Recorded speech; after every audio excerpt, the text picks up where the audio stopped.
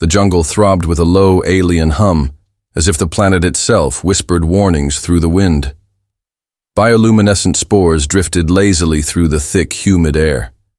Between gnarled, root-like trees with crimson leaves, a figure stumbled forward, her silver-blue skin streaked with sweat, bruises, and blood that shimmered faintly in the dark. Lisa gasped, clutching her ribs.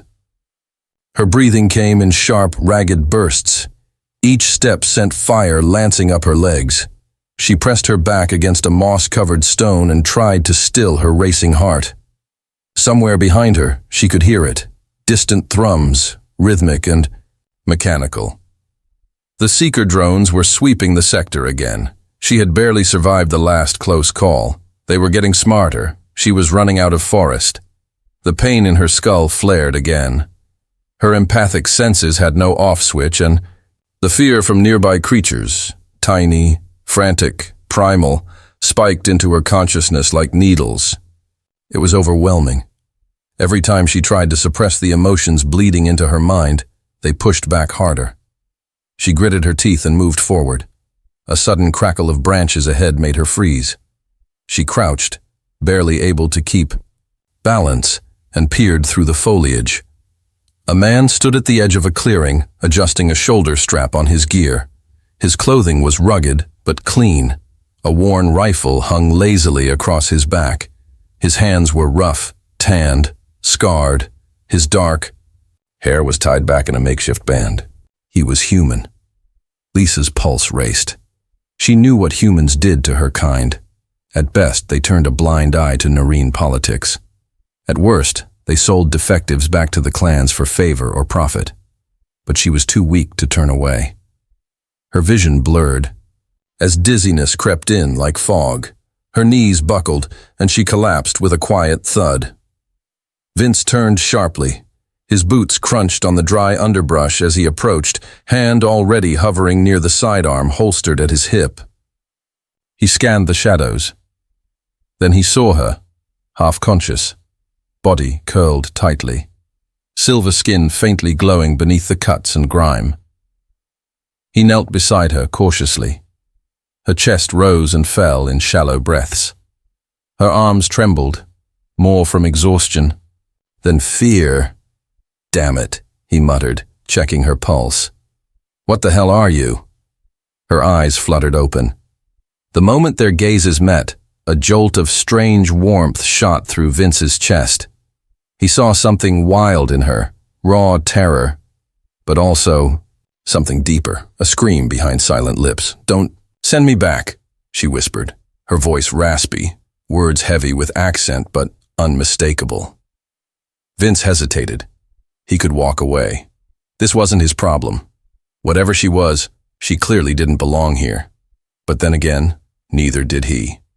He let out a long breath and slid his arms beneath her with surprising gentleness.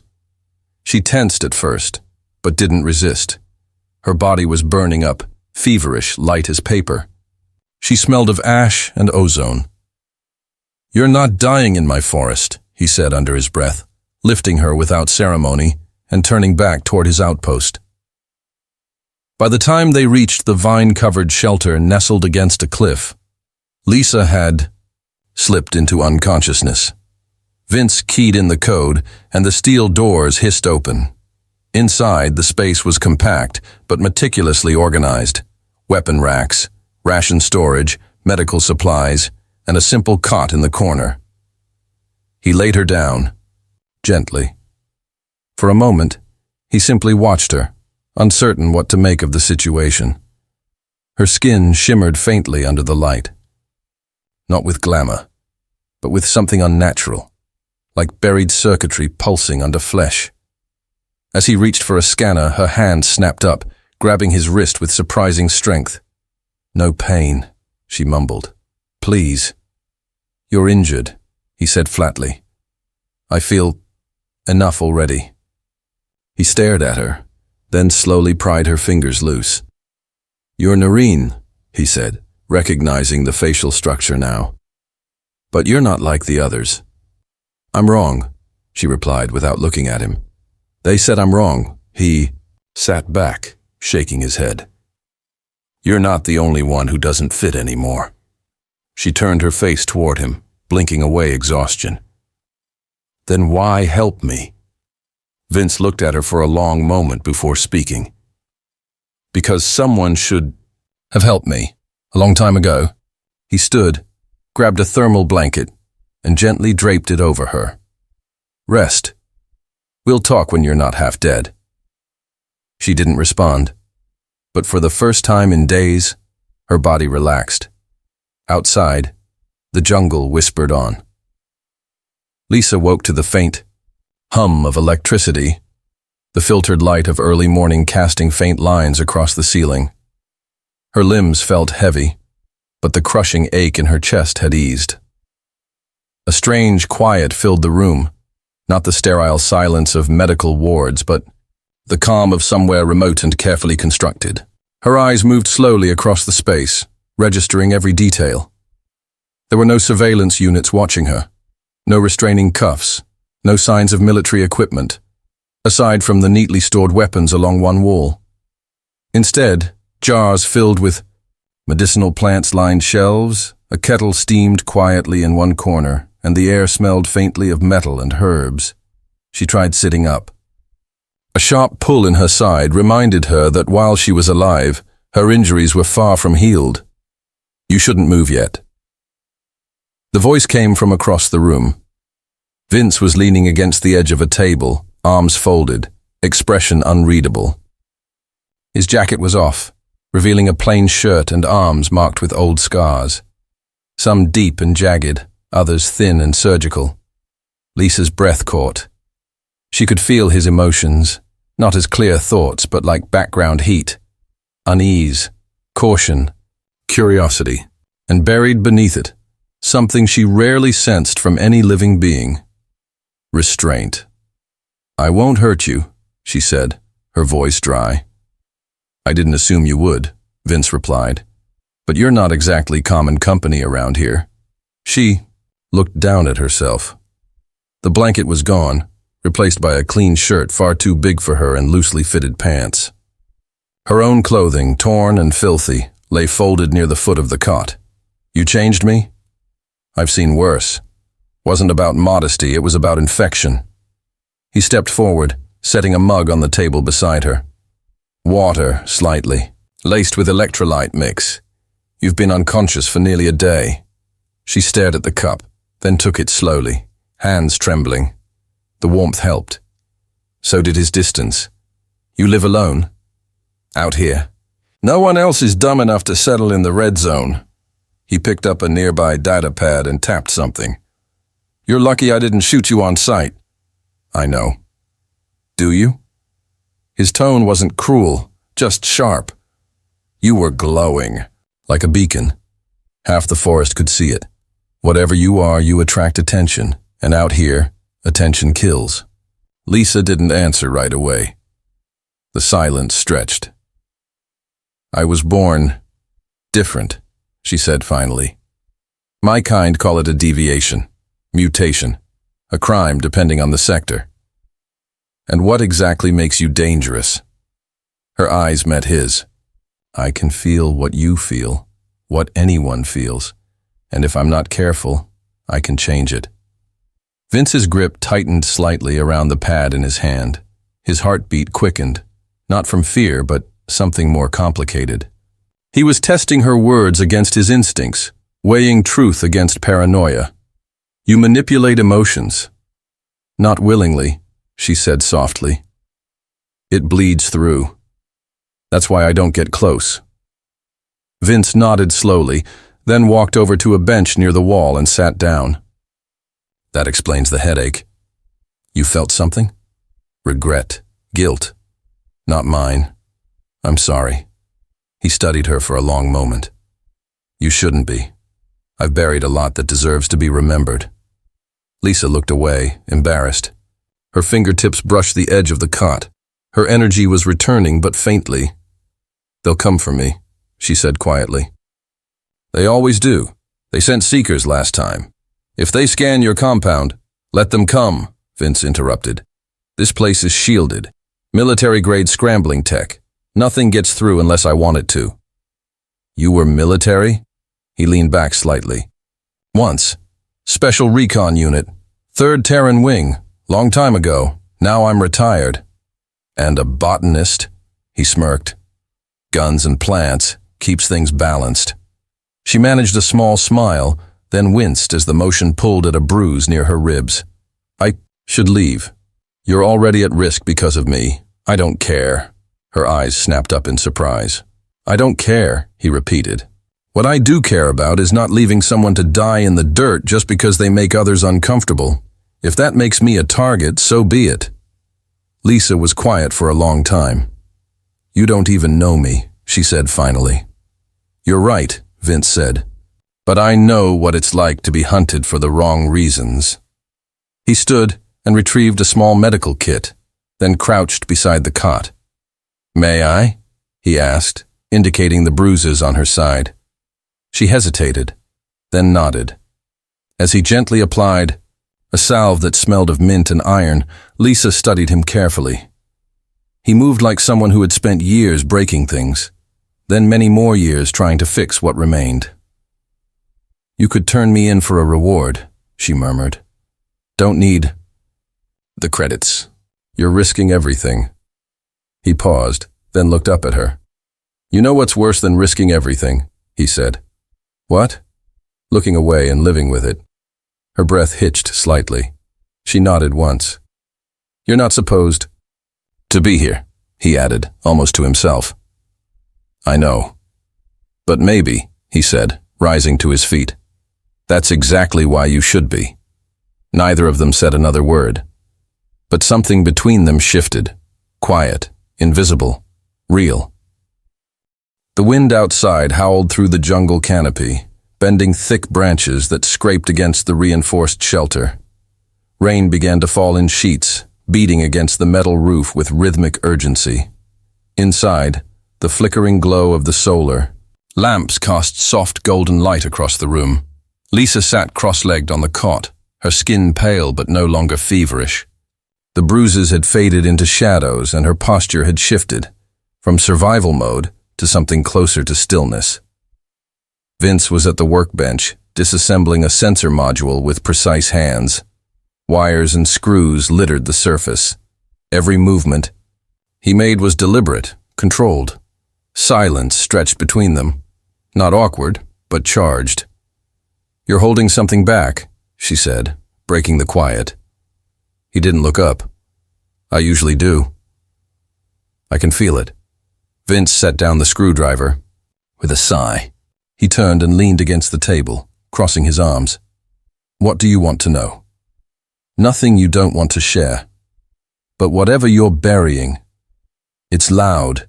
His jaw tightened. You're not reading my mind. No. I only sense what leaks out. Emotion isn't something you can completely hide, not from me. He pushed off the bench and began pacing slowly, the tension in his shoulders obvious. 3 years ago, my squad was ambushed on Vion Ridge. We had a fallback option, but I held position. Protocol said wait. The delay cost them their lives. Lisa's breath caught. They gave me a medal for standing my ground. It's in a box somewhere. I haven't opened it since. She stared at him, the echo of his grief sinking into her bones. I didn't know. Now you do, he said, voice low. And now I know how it feels to have someone else living in your emotional skin. I never asked to carry it. I didn't say you did. The rain intensified, drumming louder. Lisa shifted, wincing slightly as she moved her legs. Vince noticed and stepped closer. You're still hurting. It's manageable, he crouched beside the cot, scanning her with a small handheld device. Readings blinked across the screen. Her vitals were stabilizing, but one metric pulsed red. Neural activity, off the charts. This thing says your brain's on fire. I'm trying to block what's around me. It takes effort.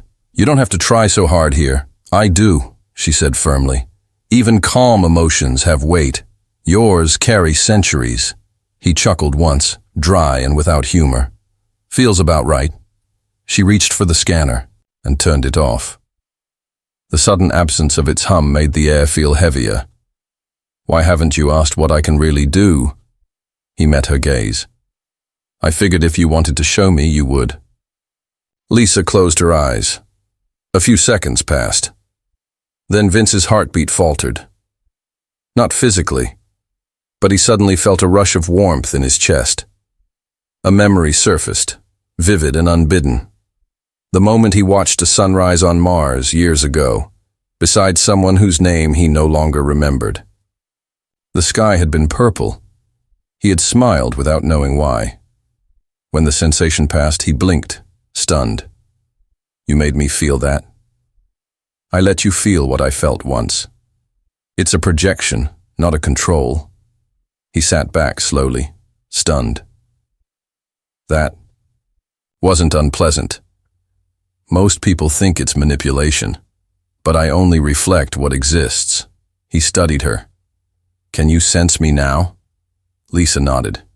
"You're curious and conflicted." Vince leaned forward, elbows on his knees. "Conflicted? About what? About me? About this?" Her words hung in the air. "I don't know what this is," he admitted. "I just know I haven't felt it in a long time." Lisa's face softened. "Me either." A distant noise broke the stillness, a low mechanical thrum, growing louder. They both froze. Vince jumped to his feet and killed the lights with a single tap. Darkness swallowed the room. "Stay low," he whispered. Lisa rolled off the cot and crouched beside a cabinet. Her fingers glowed faintly, the light coming from beneath her skin, nervous energy leaking.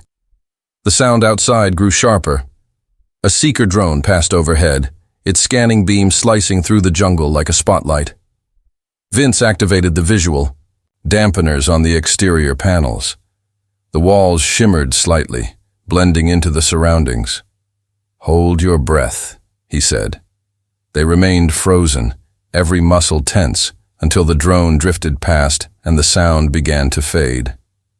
Only then did Vince exhale. He turned to Lisa. "They're narrowing the search." "They'll find me eventually," she whispered. "No, they won't." Lisa looked up at him, confusion in her eyes. "You're not just a fugitive," he said. "You're something new, and maybe that matters more than either of us realized." "I don't want to be special," she said softly. "Tough luck," he replied. "Because you are." Their eyes locked, and something wordless passed between them.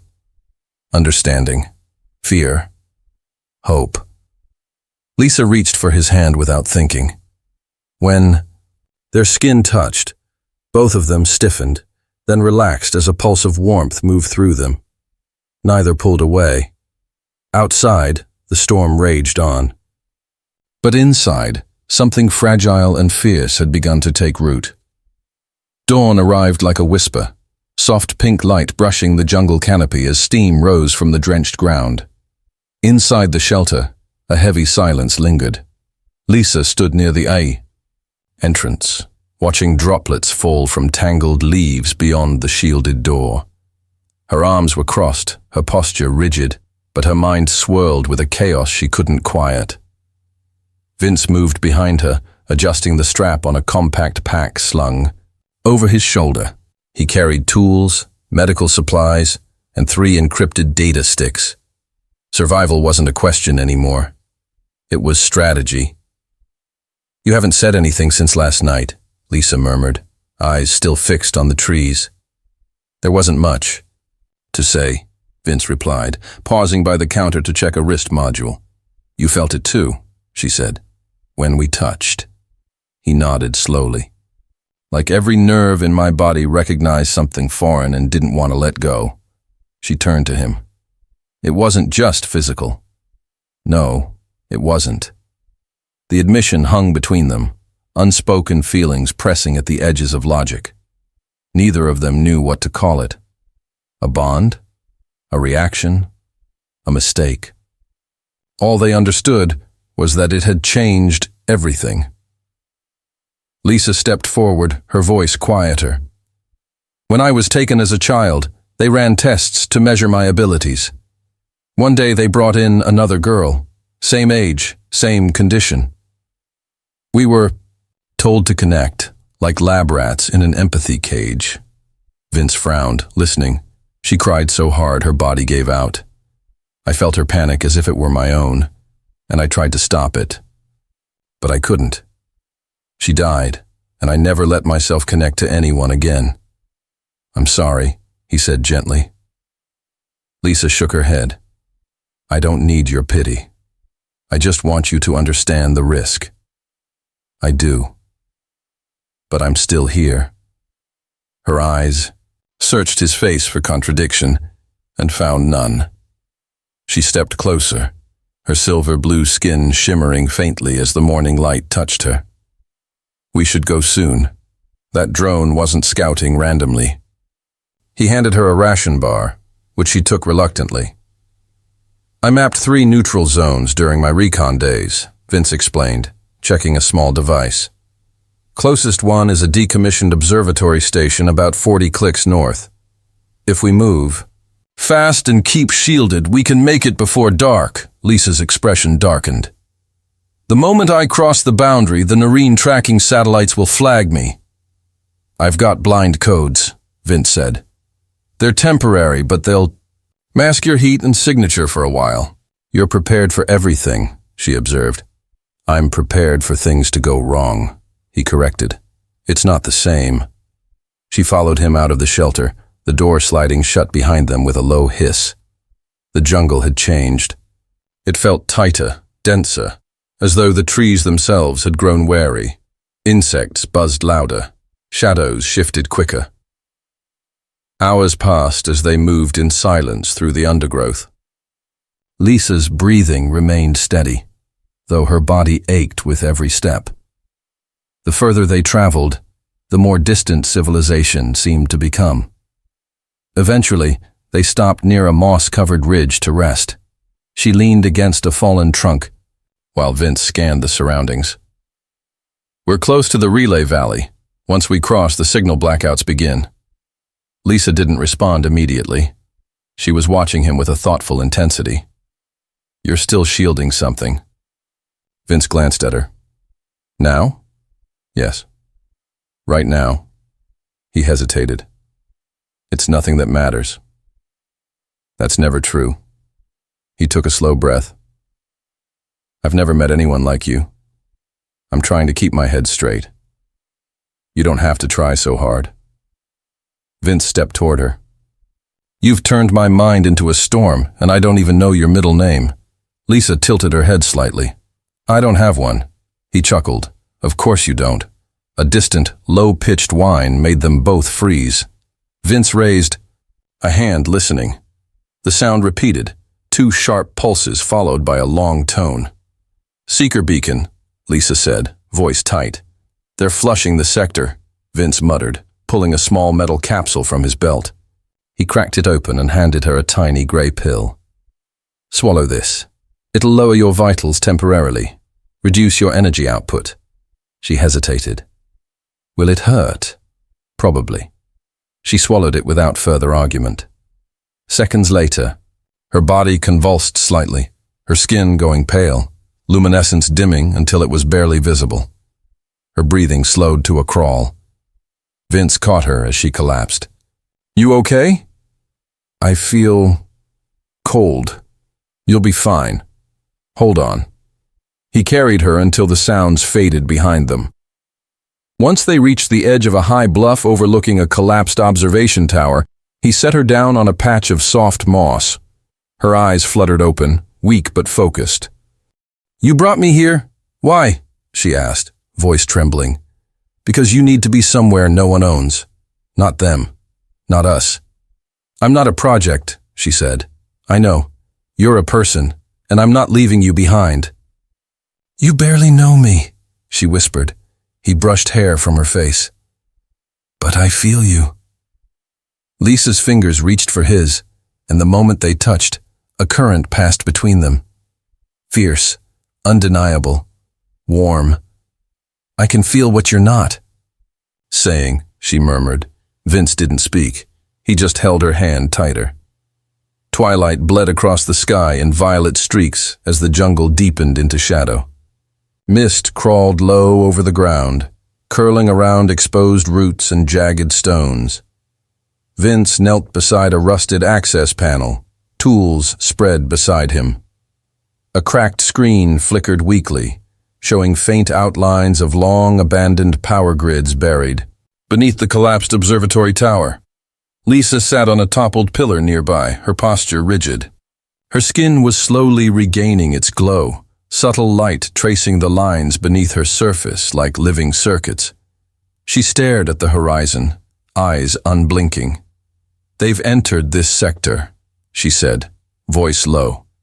"2 vessels. One of them is military grade." Vince didn't ask how she knew. Her sensitivity to intention and emotion extended far beyond physical proximity now. He didn't doubt her. "Then we're out of time," he replied, tightening the final bolt on the power. "Relay." A low hum rose from the tower's remains. She turned to him. "This place can't protect us."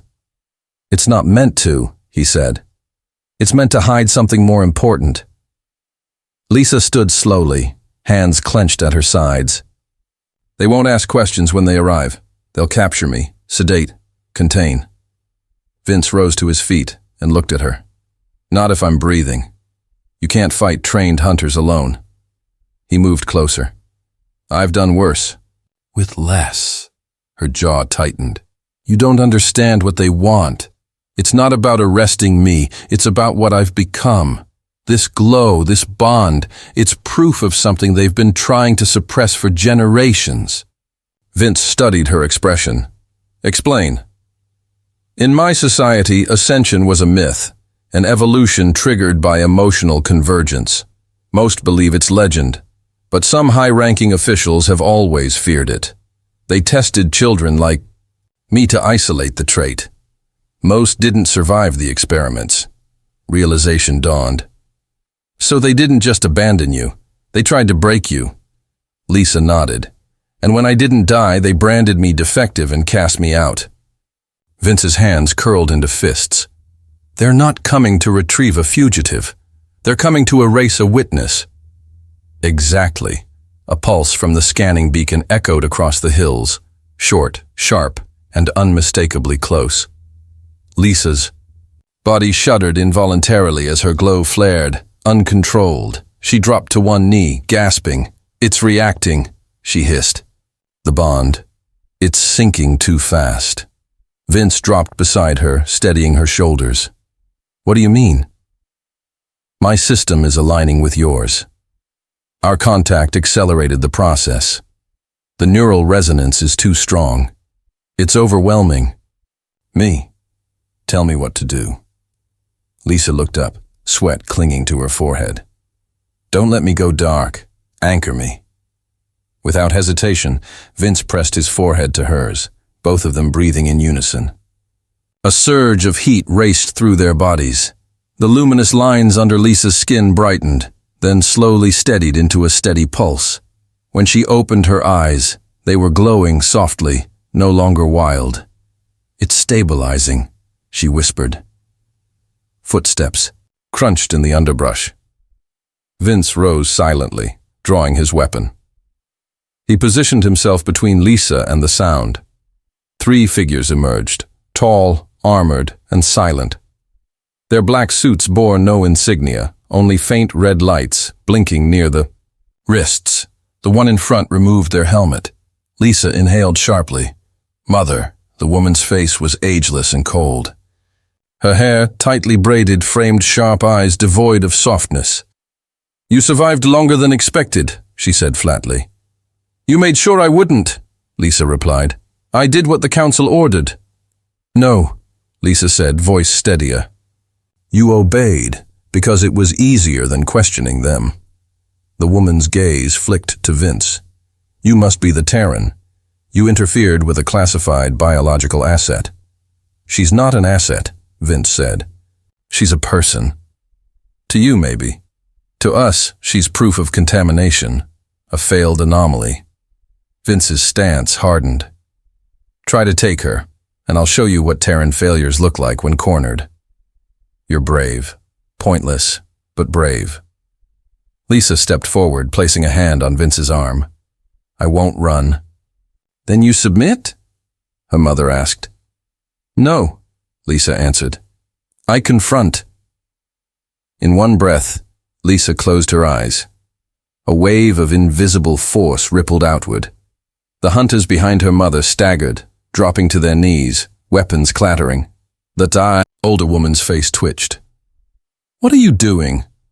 Lisa opened her eyes, showing you what empathy feels like. Her glow expanded, blanketing the clearing in soft, living light. Vince felt it too. Every memory, every emotion, interwoven in a stream of truth. Her mother staggered back, overwhelmed. This is what you feared, Lisa said softly. Not because it's dangerous, but because it's stronger than control. The older woman backed away slowly. You've chosen your path then. I have. With a nod, the hunters retreated, dragging the dazed woman between them. Silence fell again.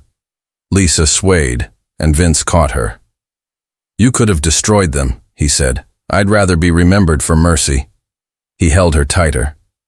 That, he whispered, is exactly why you're worth fighting for. Neither spoke for several seconds. There was nothing urgent left to say. The hunters had retreated, but the storm they represented hadn't passed. Lisa's body trembled, not from fear, but the toll of what she had just done. They'll come back, she said, her voice barely above a whisper. Then we'll be ready, Vince replied, scanning the tree line. She looked up at him, something new behind her eyes. Not resignation, not dread, but resolve. What happened between us? It's not just biological. This bond, it's reshaping how I think, how I feel. I know, he said, voice steady. I feel it too. Every second. Lisa moved closer. They'll call it unnatural. They already do. Her fingers brushed his hand, and the glow brightened. It responded to his presence now without delay. Where her skin met his, the glow turned from soft white to deep indigo, like electricity captured in water. I used to believe connection was a weakness, she murmured. That feeling too deeply would break me. Vince turned to face her, fully. And now? I think it saved me. His mouth tugged into a small smile. Or maybe we saved each other. Before either could speak again, a familiar alert buzzed on the portable comm near Vince's belt. He glanced at it, brow furrowing. Encrypted signal. Human diplomatic frequency. High priority ping. Lisa's brows rose. How did they find us? Vince keyed in the sequence. A voice broke through the static, sharp, urgent, familiar. Vince, this is Commander Hale. Don't respond. Just listen. We intercepted chatter. Multiple Narration command ships inbound. They're not coming for diplomacy. They're coming for cleanup. Extraction window is closing. If you're alive, move north. Now, the line went dead. Vince looked up. We've got less than an hour. Lisa nodded, already pulling her hood into place. We'll never reach the neutral station in time. Not unless we change the rules. A plan formed quickly between them. When everything was in place, Lisa stepped into the center of the field, the earth vibrating faintly beneath her feet.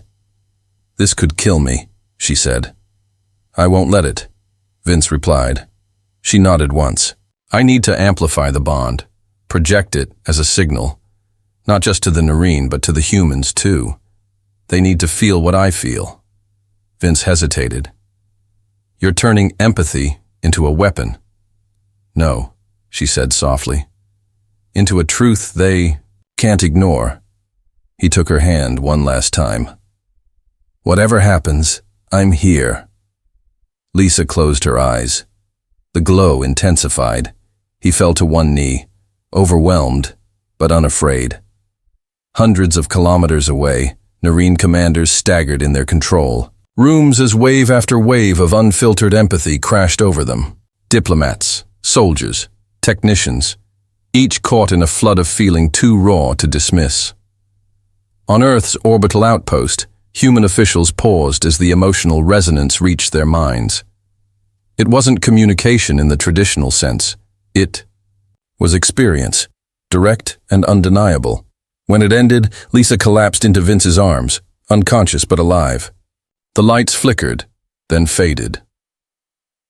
Several hours later, diplomatic transports arrived. Not with weapons, but with envoys. Leaders from both sides stepped into the clearing, no longer speaking in threats, but in measured tones. Lisa awoke inside a clean, neutral medical station. Vince sat beside her, bruised, exhausted, but smiling.